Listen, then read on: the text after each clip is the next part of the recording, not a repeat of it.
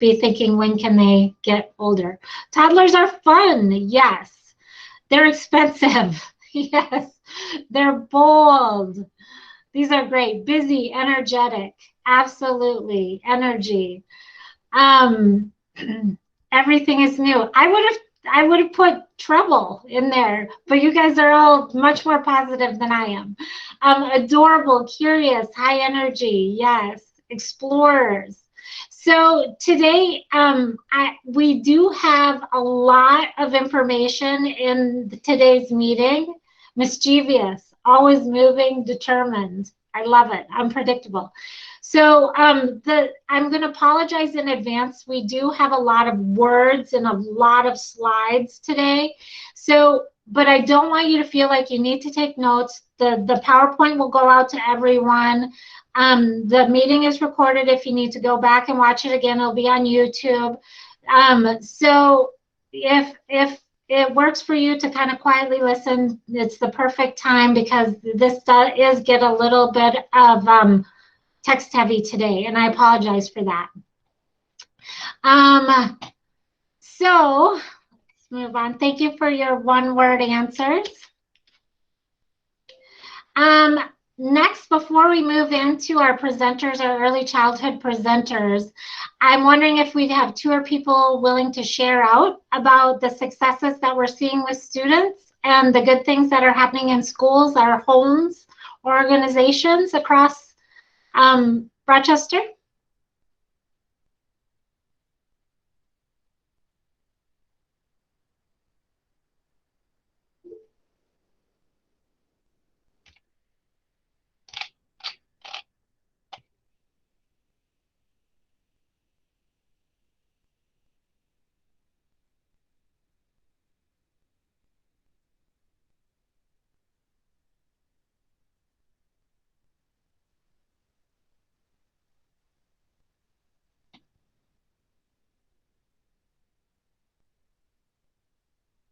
You guys' wait time is outstanding. I'll share. I shared at the beginning when if you were in here, we've had a student that we've been trying to get back in school for over a year. And supposedly he's on his way with mom right now. Fingers crossed, if I step out, it's to greet him, and I can't wait to see his face in person. So that's just exciting. Just more students coming back. I'm sure secondary feels the same way, students coming back. So I don't know. That's just kind of a win. Over here is like there's been a lot of barriers, but I think he's going to maybe come to school today. So that's a huge, exciting thing at Hoover and Churchill. Yay. Isn't it interesting how our perception has changed in the last year of what is a really cool success? And thank you for sharing, Leah. Getting to see a new friend or getting to see an old friend, that's such a huge success. Okay, I want at least one more. Melissa, this is Deborah. Oh, look, here I am. Awake, me and the dog. I'll share from kind of an outside. This week is the first virtual Minnesota PTA convention, where it's been an incredible learning experience about how to run things virtually and how to continue to support our PTA leaders, our PTA members. We're really excited about some of the opportunities to have people participate. We have the First Lady speaking. We have Heather Mueller, Education Commissioner, speaking. We have a diversity and inclusion panel. We're running this over 3 days, 2 evenings and a morning. I know our friend Lucy will be joining us for some or all of that.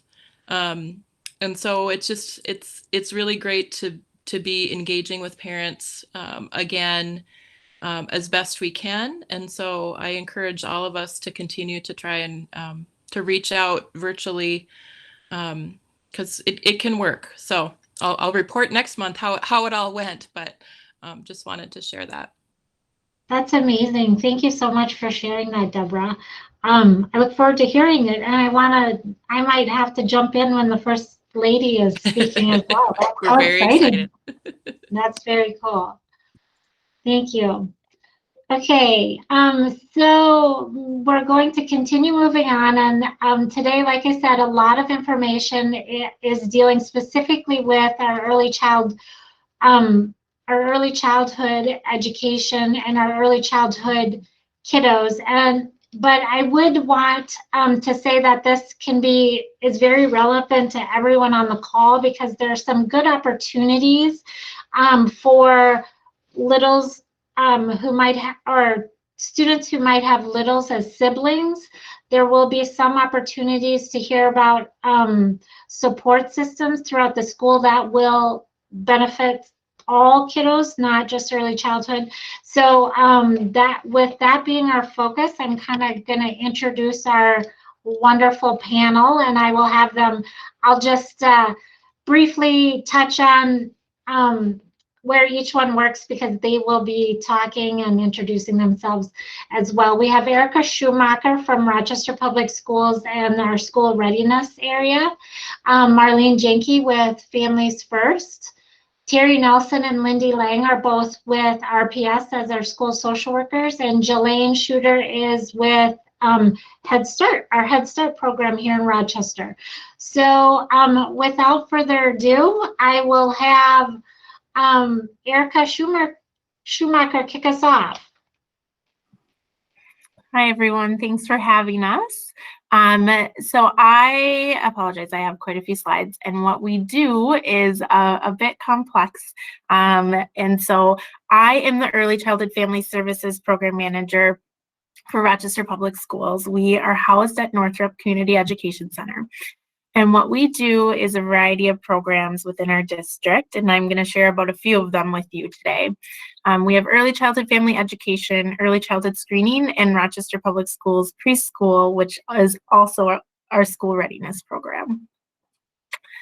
And you can go to the next slide. So I'll start with ECFE. Our ECFE program is for families to come together in a learning environment that is play-based and supportive and helps them learn about their young child and build connection together.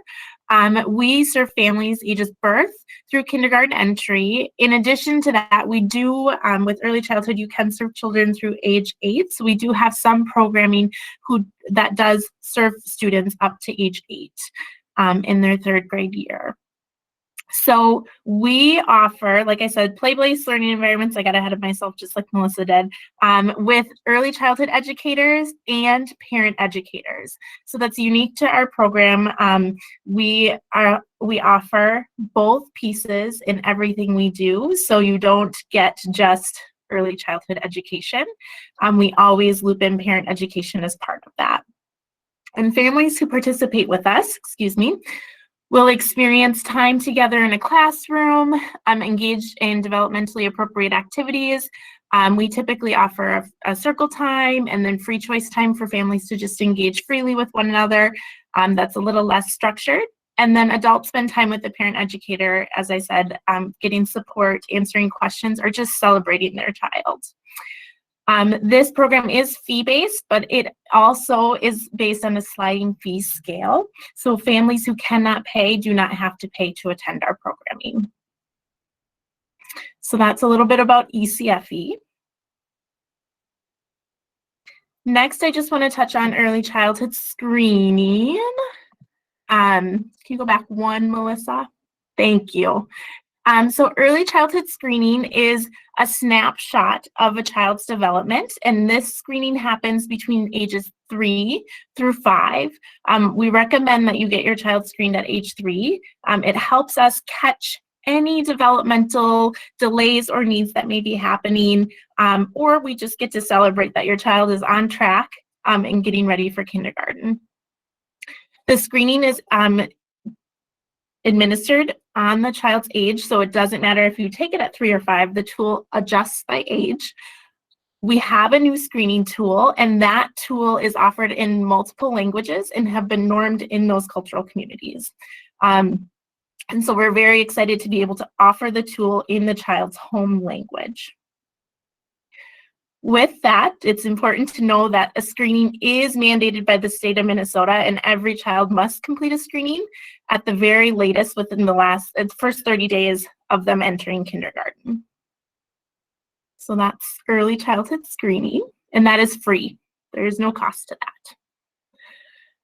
And then we go into preschool. So we have our Rochester Public Schools preschool, and it's also our school readiness program. So we offer preschool for children ages 3 to 5 in half-day or full-day preschool options, morning and afternoon. We have 3 sites within our district. So we have Hoover Early Learning School in Northwest Rochester. It's attached to Hoover Elementary. Mighty Oaks Early Learning School, which is in the southeast side of Rochester. And then we have Northrop Education Center, which is in the center of Rochester, which is also northwest. Next year, we'll be bringing back our preschool age childcare program. So that provides wraparound care for families if they would like to participate. And preschool age childcare takes Ccap. So there is assistance for families who need extra support to be able to pay for that service. With that, I think I have one more on preschool. And Erica, I just wanted to mention, so that kind of couching it in user-friendly language. So if a family is in all-day preschool, PAC or preschool age childcare can offer care from like almost 6:30 a.m. till 6 p.m. Yes, exactly. Yeah, so it's a great opportunity. Yep, it runs like our SAC program, and then the midday does offer lunch, so that's a part of it. So families can keep their child in school all day, and it's a build your own package. So it's just like SAC. You pick the days you want to come, the needs that meet your family. They just need to know about a week in advance to get you set up. If you just need one day, they can do that, or if you need every single day, that's a possibility also. Thank you, Melissa.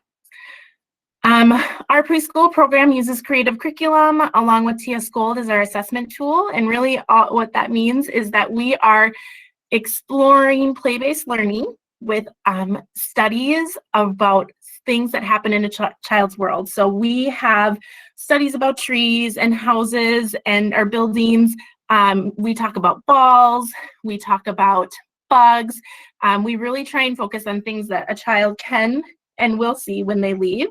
You don't have to have access to additional things. Trees are everywhere. Most people will see a tree.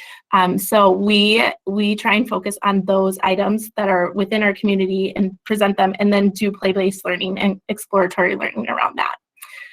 Our assessment tool is developmentally based, and so there's a wide range of what development looks like for any age group, and so we just make sure that our students are on track within their developmental domain and level.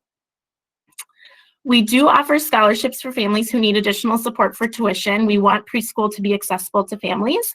We do that with some different state funding, and we're able to blend and braid those to help support the family as best as possible. So we have school readiness funding, which is for 3 to 5-year-olds. That funding allows a student to come to preschool for no to low cost based on how many people live in their home and their annual income. We also have Pathway 1 and 2 scholarships, which function very similarly in requirements. And those also, we are able to use those dollars to support transport of students. And then we have our School Readiness Plus funding scholarships, which is specifically for 4 and 5-year-olds. That does include transportation to their school if they live far enough away, which for our sites, almost every person lives far enough away. And that provides free preschool for those students at no cost. So each scholarship is unique because there are some differing qualifiers. We often just say call our office and we'll work with you to find the appropriate scholarship that will help cover what meets your family's needs to make sure that you are able to access preschool with us. Any questions? It's a lot of information. I will have some stuff I will share with Melissa she can send out to the whole group. Thank you, Erica. Thank you. All right. Well, I'm Marlene. I'm with Families First, and we administer the Early Learning Scholarship, which Erica just mentioned, Pathway 1 and Pathway 2. We do the Pathway 1. And Pathway 1 means we award a scholarship to a family, and they choose the program that they want to attend. Pathway 2 are administered out of one office near St. Cloud, and they offer them to programs, and then the program gives them to a family to attend their specific program. But the early learning scholarships are funded by the Department of Education. Families First just administers them for 28 counties, and the main objective is for children to be ready for school, for 3 to 5-year-olds to be ready for kindergarten. So scholarships pay for childcare at a parent-aware, quality-rated program. Parent-aware is the quality measure in Minnesota for childcare. For centers, for family childcare, all of them need to be licensed. Programs can voluntarily sign up to be part of parent-aware. A coach goes into their program, helps them build their curriculum, their environment, get their teachers trained, and that's what builds their quality rating to a 1, 2, 3, or 4-star rated program. So because the Department of Education wants kids to be ready for school, they've chosen to make these scholarships available for families that attend those quality rated programs. So it kind of all goes together. Children, now they're for 3 to 5-year-olds before they go to school, but children birth to 5 can qualify if the family meets a criteria that the state determines to be a priority. And those are teen parents getting a GED or a high school diploma, a foster child, a child in an open protection case, a family that's been homeless in the last 24 months, and that includes moving from place to place, a shelter, doubling up with family, any of those categories. And if it's a sibling of a 3 or a 4-year-old, they can be awarded as well. And the amount of the scholarship is based on the quality rating of the program. So there's lots of little caveats here, but for example, if a foster child or a homeless family applies and gets awarded and they are going to attend a 4-star rated program, they can receive up to $10,000 a year. So it's a nice, sometimes, as we know, that might not cover everything, especially if it's an infant, but it's a nice amount for them to help them with that. We can go to the next one. All right, the best parts of this is the parent does not need to be in an activity like they do with child care assistance. A lot of times people say, well, I'm only working this many hours, or doesn't matter. It's about having the child ready for school. So the parent can be at home. We just want to have this child in a program so they're ready for school. The early learning scholarship can also be layered with other funding. So like Melissa mentioned, those other sources of funding for those programs, Ccap. A lot of families have Ccap, and we do the copay. The scholarship follows the child. This is the best part. If we have a foster child, they get awarded, they are a priority, they go to a 4-star rated program, they receive up to $10,000 a year to pay for care. If that child goes to a different foster home, back to a parent, gets adopted, it doesn't matter. As long as we continue to have connections with them, we get official documentation that they were adopted, a name change, who the guardian is, they can continue to renew that scholarship every year until August 31st when they go to school. So it's all about, again, having the child ready for school. So it follows the child. They can renew every year. They only qualify once. And the parent, the guardian, fills out the application every year, and they can renew until they go to school. We do keep up with that. If they don't renew, they're back on a waiting list. So we contact the program, we contact the parent, we contact anybody on the application that they said we can talk to, and we work really hard to get those renewals in so that funding can continue for them.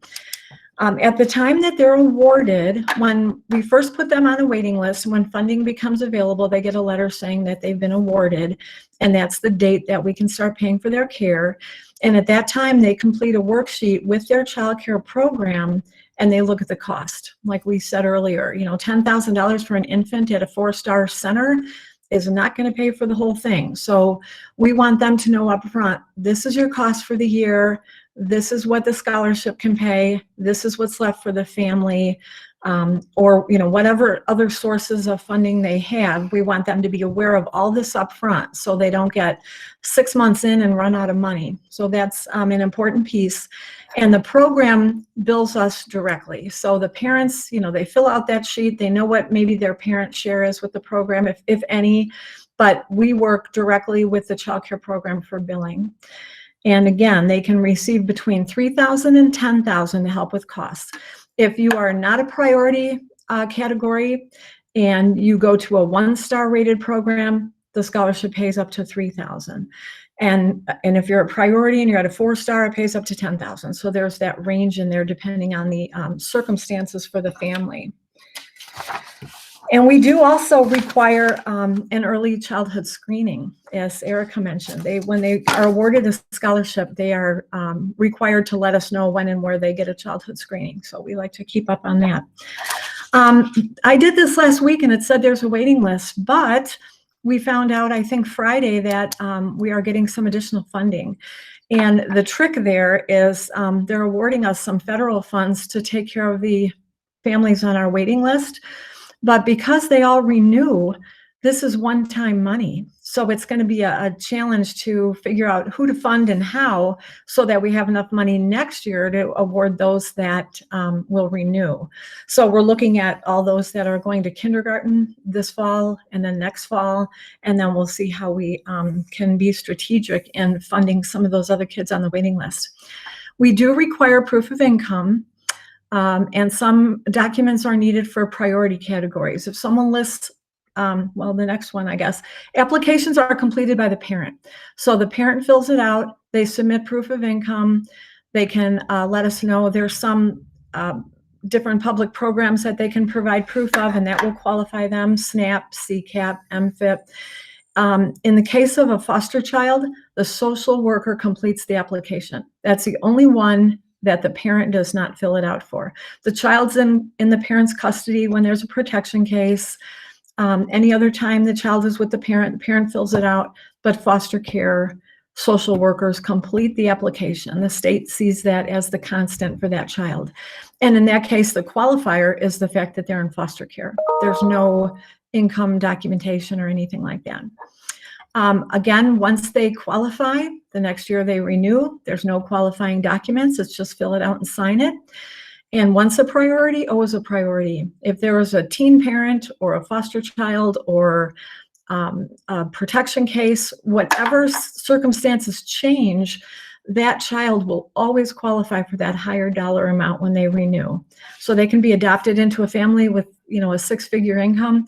They're still getting that higher amount because they initially qualified as a foster child and as a priority category. So we have quite a few children that are getting the scholarship that we administer, and there's a whole lot more on that waiting list that we hope we can clean up a little bit in the next couple months and get some of those folks awarded. There's a parentaware.org is a website that we direct families to find a parent aware rated program to choose that they want to attend.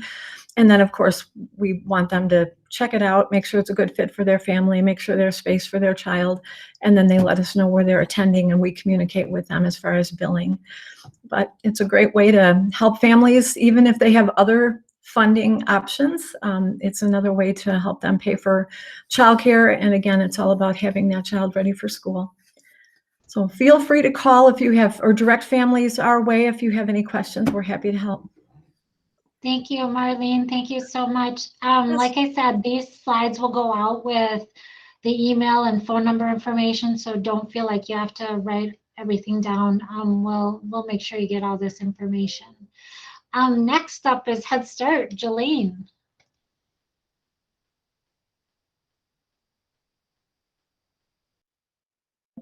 Sorry, I had my mic off. Hi, I'm Jolene Shooter. I'm the Family and Community Engagement Manager for Head Start. And Head Start is a no-cost preschool program focusing on parent-child development.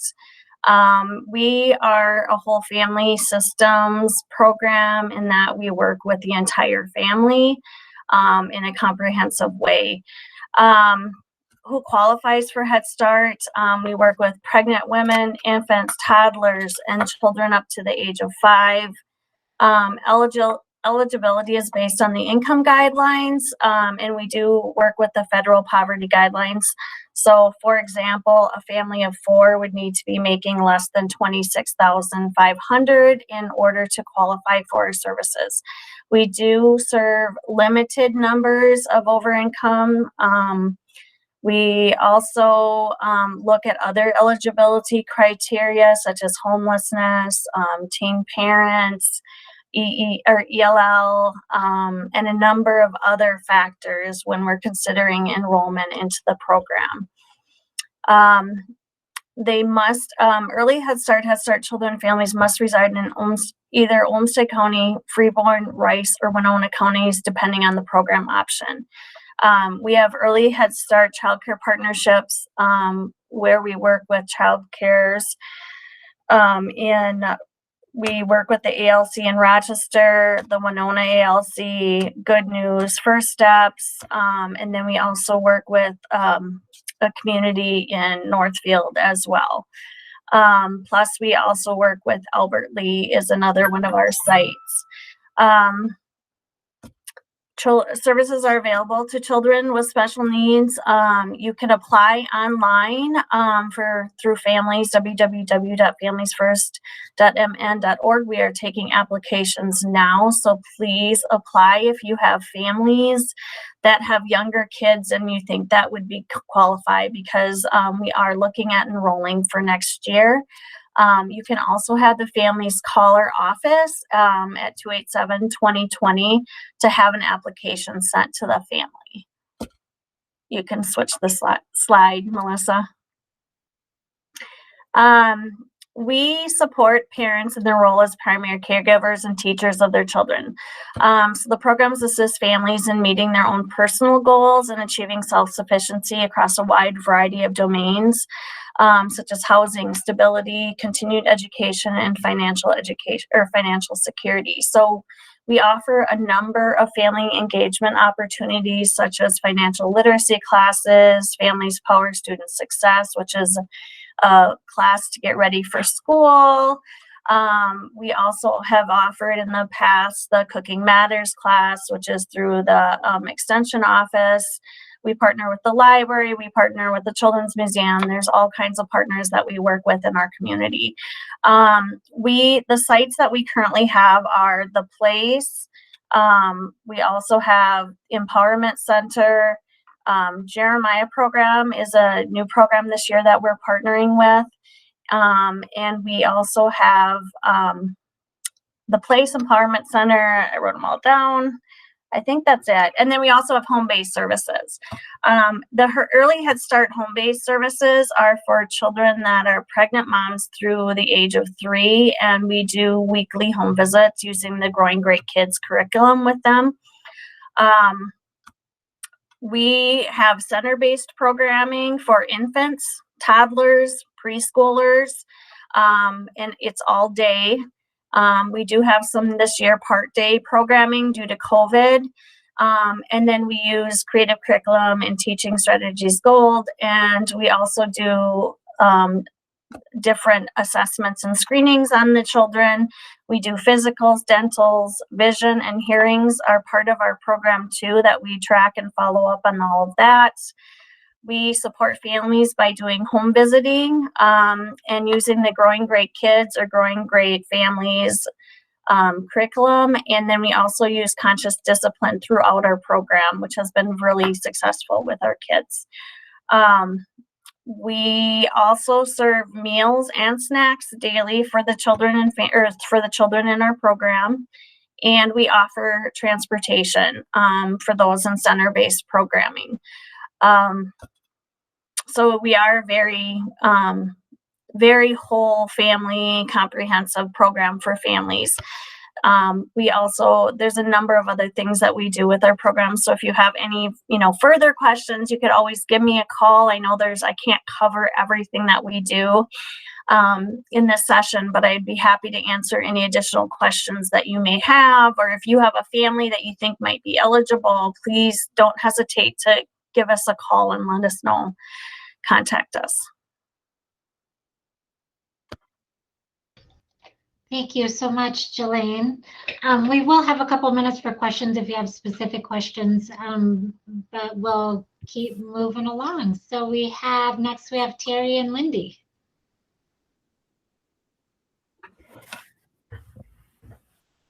Hi, I'm Lindy Lang. I'm a school social worker at Falwell Elementary School and also a school social worker at Hoover Early Learning School. And this is Terry Nelson.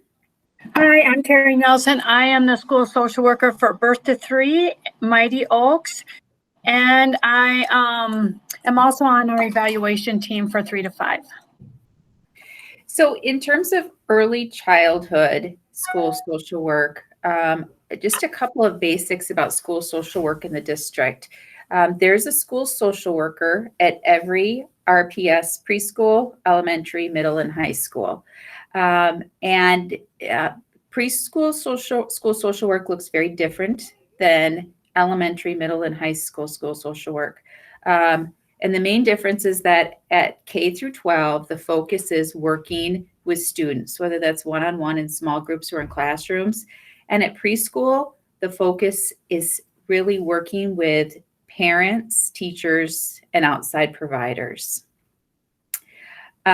School social workers are RPS employees. We're licensed by the state's Board of Social Work and by the Department of Education. I point that out because a lot of times people are most familiar with the term social worker as somebody who might work for the county. And so, nope, we work for RPS. We're licensed just like a teacher is by the Department of Education. And finally, all school social workers are part of their buildings and part of the district's emotional and mental well-being team. That team has always existed. It's gotten a new name this past year, and that link right there takes you to the webpage on the district's website that explains a little bit more about that team. So Terry and I are the district's early childhood school social workers. We work out of 2 of the district's preschools, Mighty Oaks and Hoover Early Learning School. And here's just a little bit about what we do. Terry is the Birth to 3 school social worker, and as part of that, she's part of the team that evaluates children ages birth to 3 for special ed services.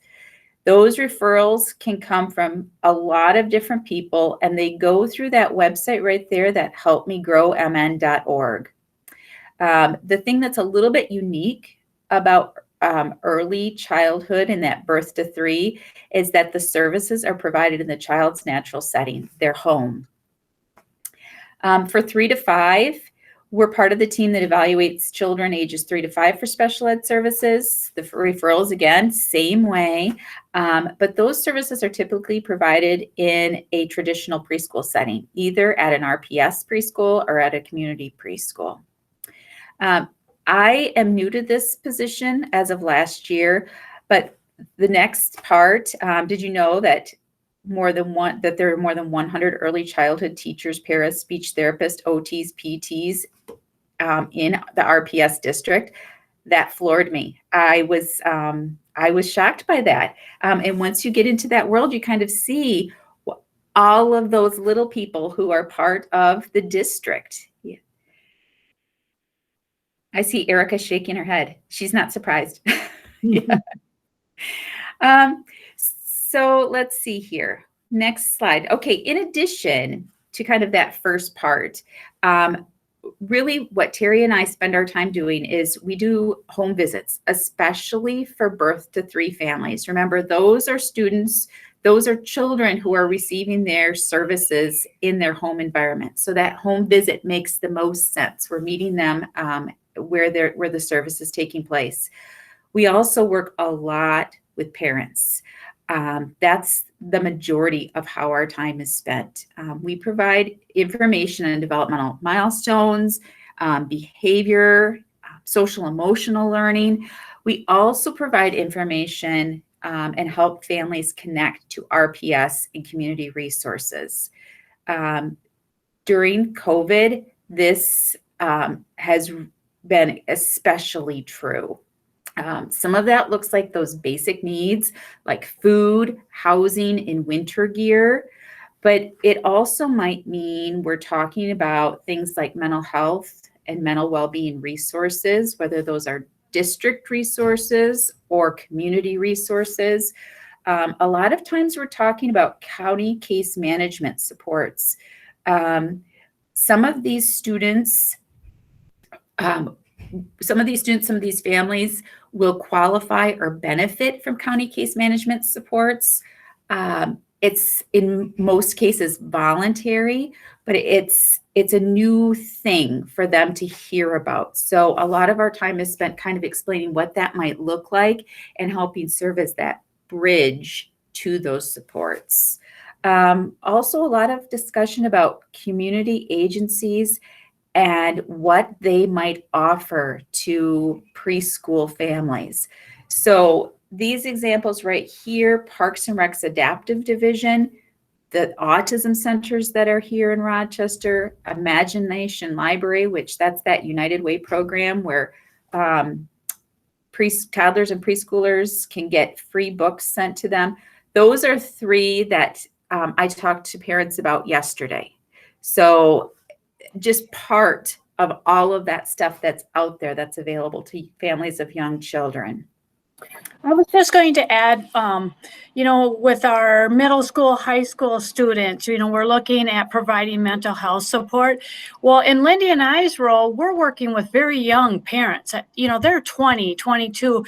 And so another part of our job especially this past year, is referring those parents for mental health services. The other social workers are referring their students, we're referring and working with parents because we know we need to be mentally healthy so we can parent. And I think we forget how young our parents are. They're not much older than our high school students. So that's a difference also.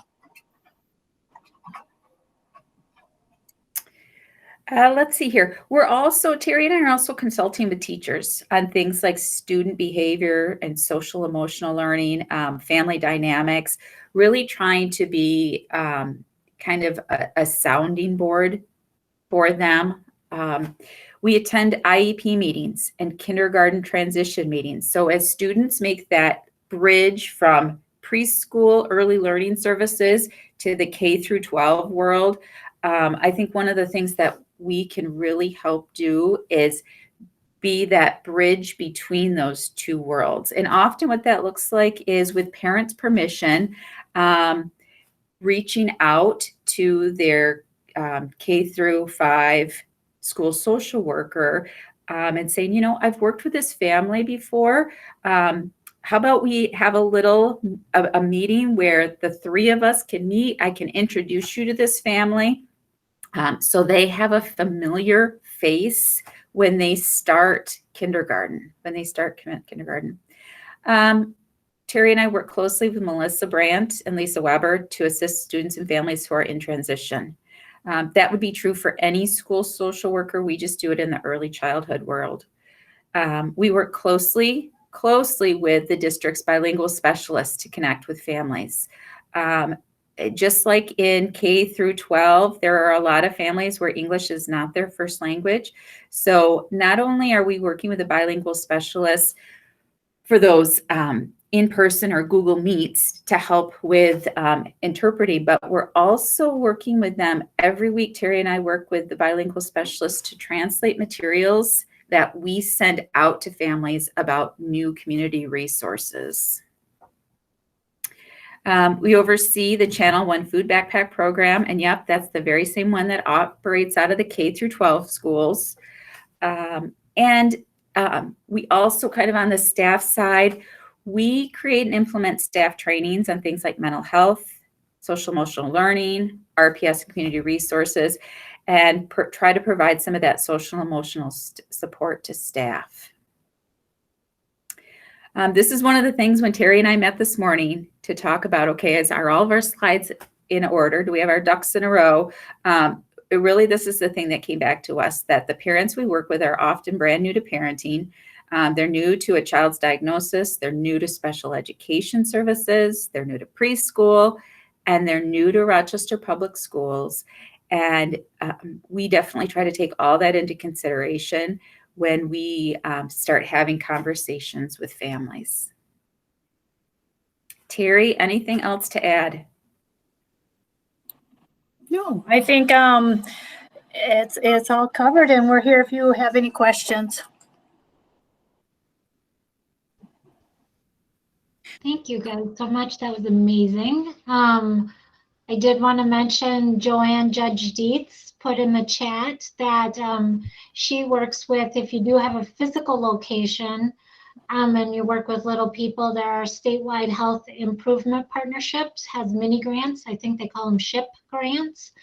And you can increase access to healthy experiences for kiddos, nature gardens, that sort of thing. And she included her email in the chat if you want to connect with Joanne. Any other questions for our guests right away? Can I ask a question? I was typing it into the chat, and is that okay? Please. Okay. So one thing I often think about, and just as a parent of children who are actually who will both be in elementary school next year, I think about the cost, like the actual financial cost of childcare and how much that impacts like families, women, the workforce. And I wondered if there was any, I know there's, scholarships and things like that available. But I just think about like, for example, like Wisconsin has 4K, which funds pre-K for all as 4-year-olds. I wondered if you guys, your team has any thoughts about or knowledge about, more funding for pre-K in the future. Just curious.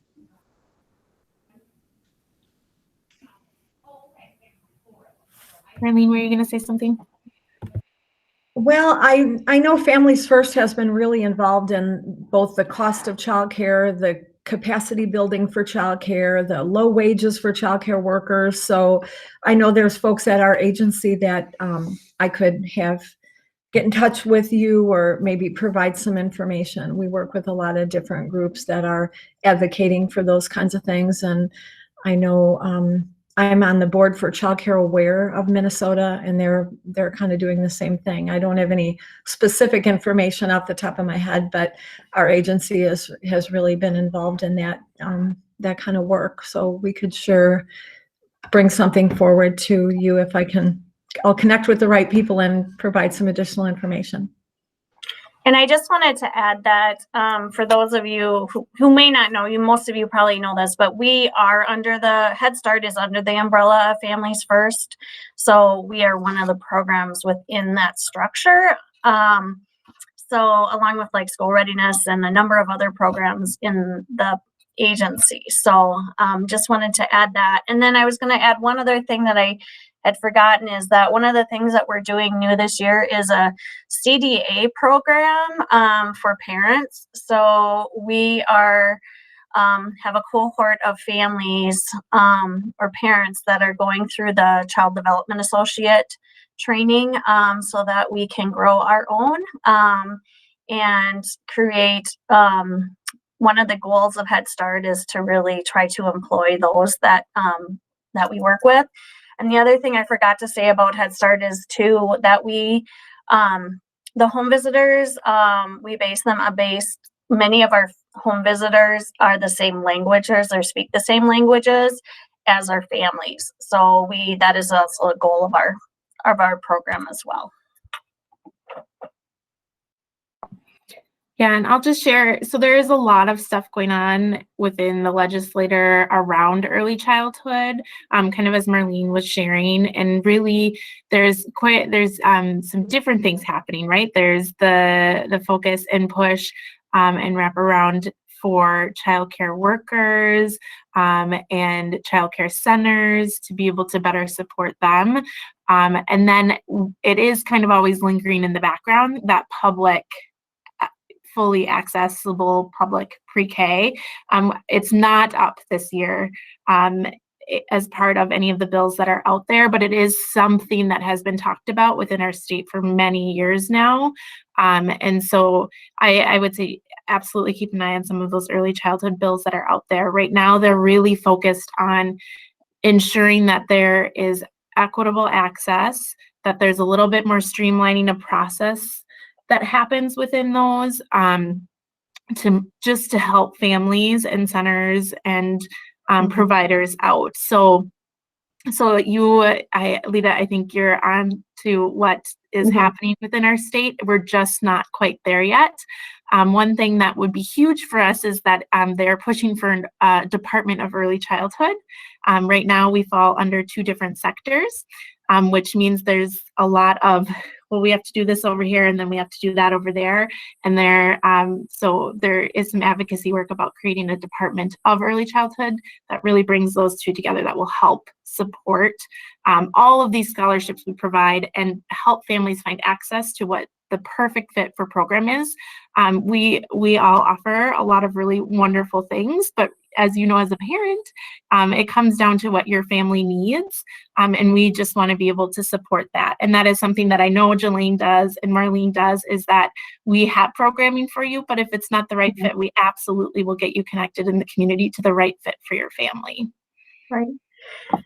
And I know legislatively too, there's been a strong bipartisan support for Head Start recently too, and increased funding on the federal level. So there's movement in early childhood, I believe, and with the COVID extra, additional funding from COVID and things like that to serve the neediest of the needy. Thank you, guys. It's good information. Other questions? Hi, Melissa, it's Brian here. Not so much a question, but maybe hopefully an opportunity. So for those that don't know me, I'm the 21st Century Grant Program Coordinator based out of Northrop. My first day back at the office in over a year. Hurrah. And, just looking through some of the notes and some of the things that have been mentioned, I'm wondering if there's an opportunity to connect with some of our after schools programs, to help provide some of these resources or access to resources for our families who participate in those programs. So for example, knowing that Head Start is at the place, Boys and Girls Club, which is one of our 21st Century Community Learning Centers, then is there an opportunity to kind of grade some of those things, that the parents might get out of Head Start with continuing that on in some after school programming or, some type of activity or, related to that time frame. Again, one of the key grant objectives is that family engagement piece where we engage families directly in directing programming, but also giving them access to those community resources that have already been mentioned and are obvious, with our presenters. And then similarly too, at that kind of K through 5 level, we're at Riverside and we're at Gage Elementary Schools. So again, are there opportunities there, for social workers and so on to connect with our after schools programs? And then further on up the tree, obviously, into middle school and high school. So just looking to see, and again, these are conversations that might, happen beyond this meeting, but I'd be really interested to see if there's anything that we can do to help grade those programs with our after schools and meet requirements of both or all of our kind of programs and aims. That's it. Well, thanks, Brian. Yeah, and we can, I can include your information in the information we distribute at the minutes so that people have access to your email if they have additional questions about how those ideas might be braided together. And I know that, I'm not sure if you're referring to, with the place, I know that we've invited parents to some of our parenting events pre-COVID. I mean, most of our parenting events and things like that are done virtually now, but I know that we have done that before where we've invited parents that of families that are enrolled in the Boys and Girls Club have been invited to go to things that we've offered and things like that. I definitely think there's room for growth in that area. I just think it's something that we can definitely consider and think about for the future. Maybe after, when we can finally meet, people just want to get back in Exactly. person. I know. So, And again, just as a kind of connection, I'm working with Families First to put on a virtual event around the Smart Not Scared, mhm. kind of with the Jacob Wetterling Zero Abuse Project. So again, Oh, we can, awesome. we're Yeah. working with partners in the community. We can do these things, beyond just maybe what your time frame would be. Yeah.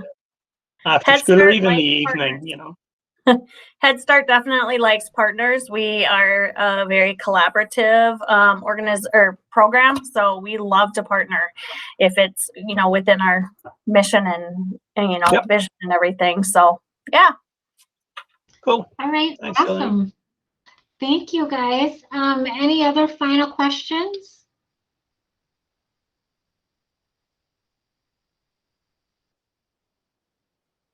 Okay, thank you to our guests for your information.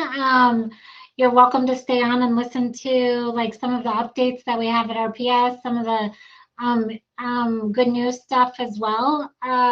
Or if you have to drop off, I understand as well. For our families and good news, I just want to talk about a few updates and resources we have. I want to congratulate Natalia Benjamin. She's a semi-finalist for Teacher of the Year. That is super exciting for RPS. Proud of her. Even though, I've done, of course, nothing, I feel the pride that the rest of us have. Go, Natalia. Fingers crossed. I also want to mention that we have every year RPS and our American Indian Parent Advisory Committee hosts a traditional powwow. I think it's pronounced Wasipi, to celebrate our Native American graduates. And this year, in order to keep everyone safe, they are doing a virtual powwow. That will be the week of May 8th, and they will be presenting videos that highlight the Native seniors with celebrations of dancing, drummers, singers, and more information to come on that on the RPS website. So watch for that. Next, it is time to do honors class registration for middle schoolers, 6th and 7th grade students for the coming year. I think that goes through April 30th, so you have a little time if you have a middle schooler who is interested in honors classes. They do encourage every student to try at least one. They're rigorous and a little faster paced than general classes. And it helps students understand what's potentially coming in, high school honors, and then also AP classes that might be happening at high school.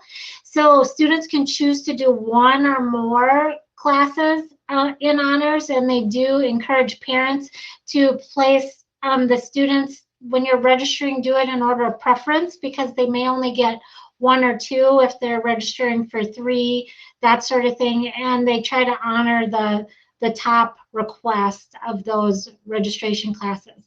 If you have any questions, I've included the email addresses of each of the individual middle schools. So connect with your individual middle school if you have more questions on that one. Next, the school district has out a survey for SRO, School Resource Officer Survey.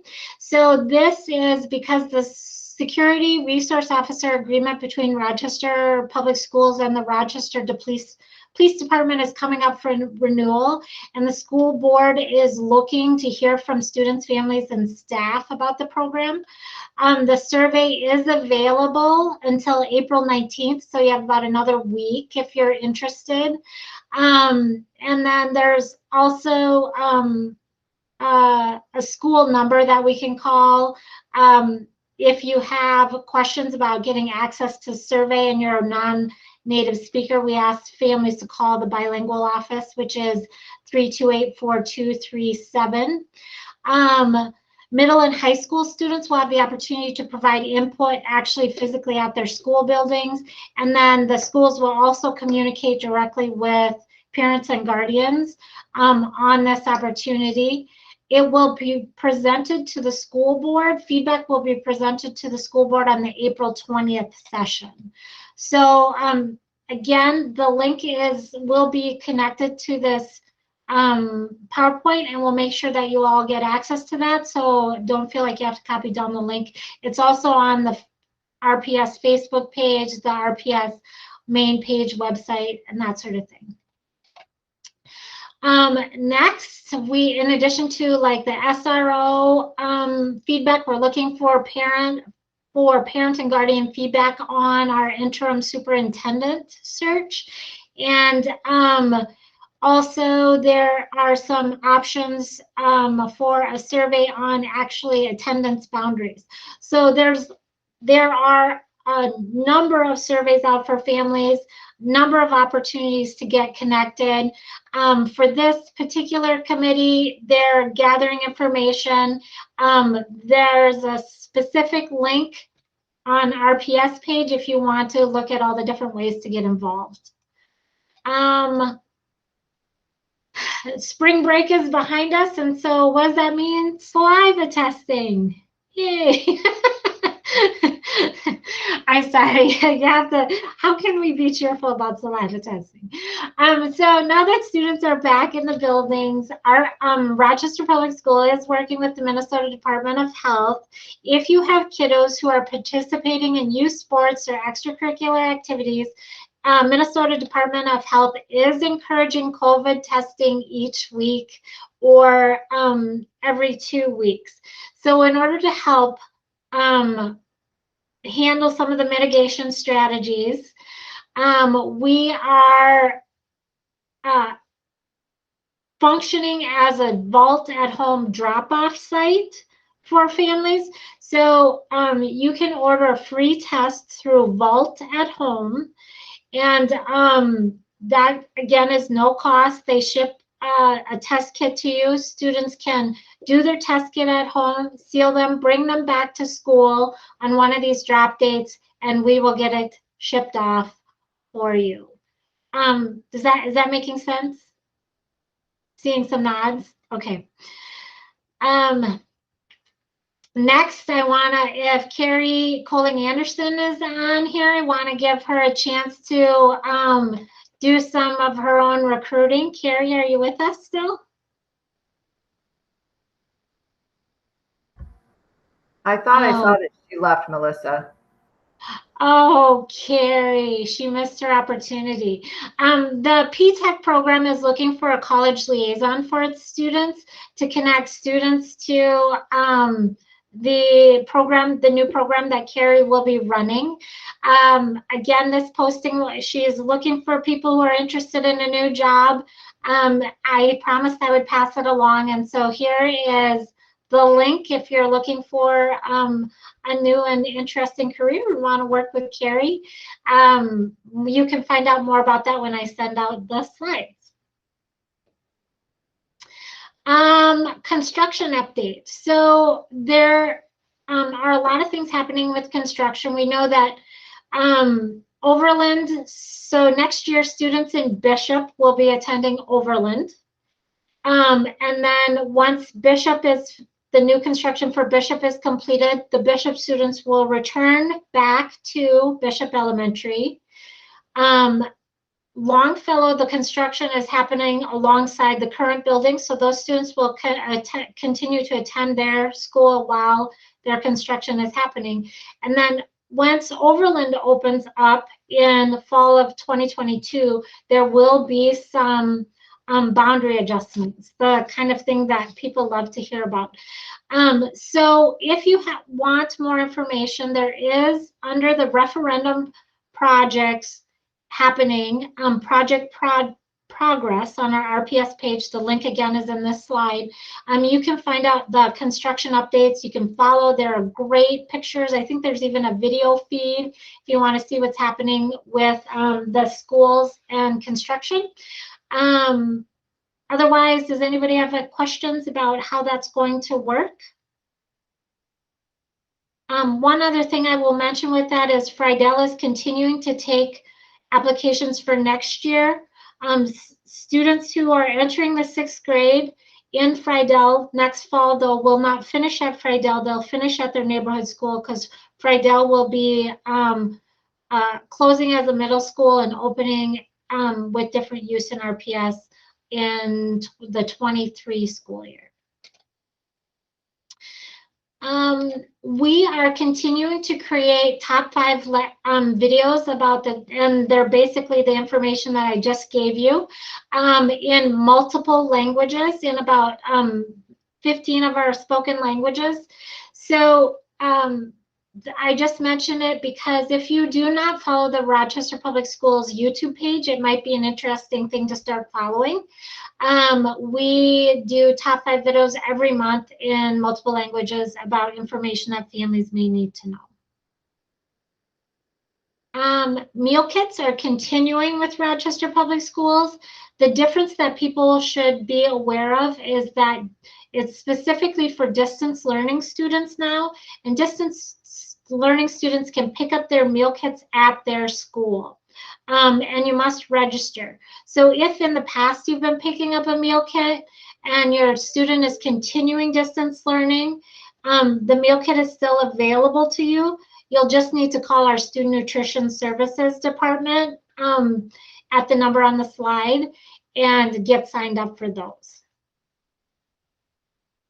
Lastly, Rochester Public Library is doing some Library Express hours Thursday through Sunday, where you can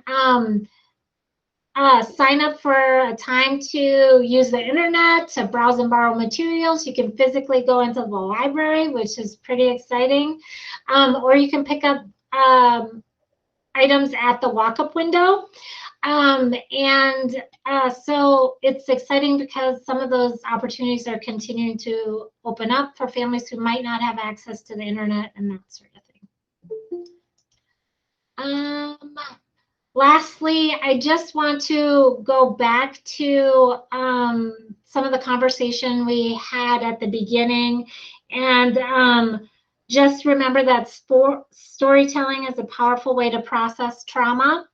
And the time is always right to do what's right, in the words of Martin Luther King. And I am here if you guys need a person to tell your story to. I am happy to listen.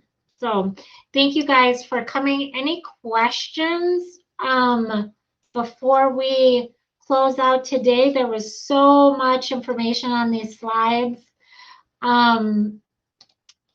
I know that was a lot, and I am happy to answer any questions or hang around.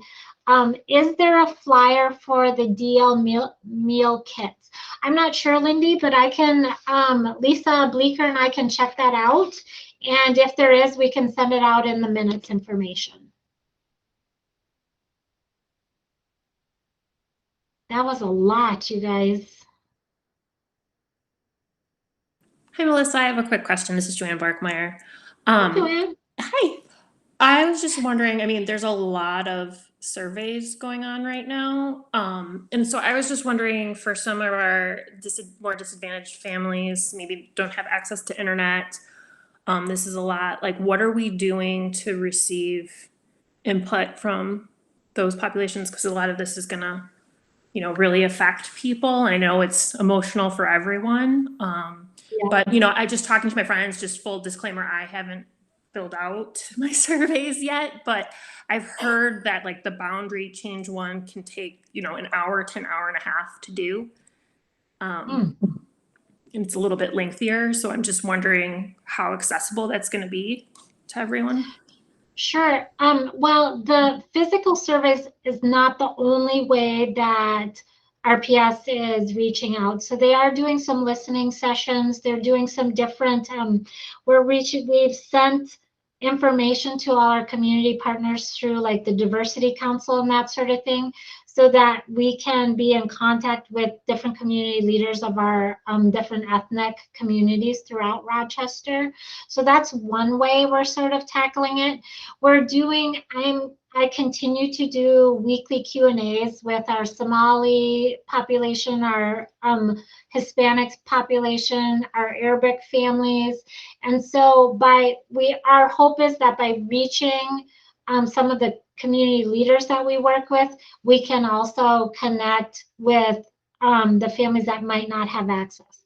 We're also on the YouTube videos. I know it still requires that sort of streaming technology, but we're putting this information in our YouTube videos in a spoken way, so that families that are not potentially readers or literate can hear the information and opportunities to access through like those listening sessions that are coming up and that sort of thing. So we are offering it in different modalities. I can certainly ask about if the surveys, I know that Heather put in her notes, there's a translatable option in the surveys that have been distributed. I have not dug into that quite yet, but I can do that more and include some of that information in the minutes as well, if that works for you. Melissa, I'd be happy to put it up on Living Tree if I had a link. I just don't know how many, if it is pretty extensive, I don't know how many families would fill it out, but it could be, it at least would get it out to because we have all of our families that are enrolled on Living Tree. So if they're accessing it and they want to fill it out that way, we could do that. Yeah, that would be amazing. The link will be available, and Jillian, I'll make sure to connect with you after the meeting as well. Sounds good. Thank you. Thanks. Thanks, Joanne, for bringing that up. Anything else?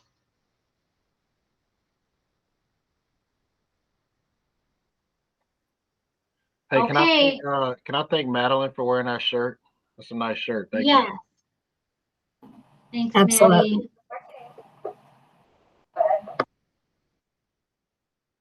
And Will, I don't know if you were on at the very beginning of the meeting, but we did talk about, you know, trauma anniversaries and the overlap of George Floyd and the murder of Dante Wright and the power of storytelling, which is why I was bringing it back to that at the end.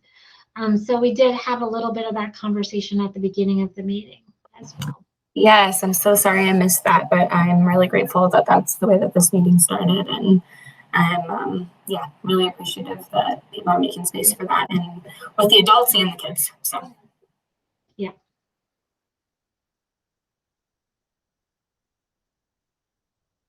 Anything else from anyone before we adjourn? This video will be up on YouTube as well. So if there's anything you missed and you're an audio person, it'll be available then. Like I said, the notes, the minutes, all this information will come at you probably in way too many formats, but choose the one that works best for you. Thank you all for being here today. I'm deeply grateful for the work you do. And I am here if you need a story, a listening person for your story. So thank you all.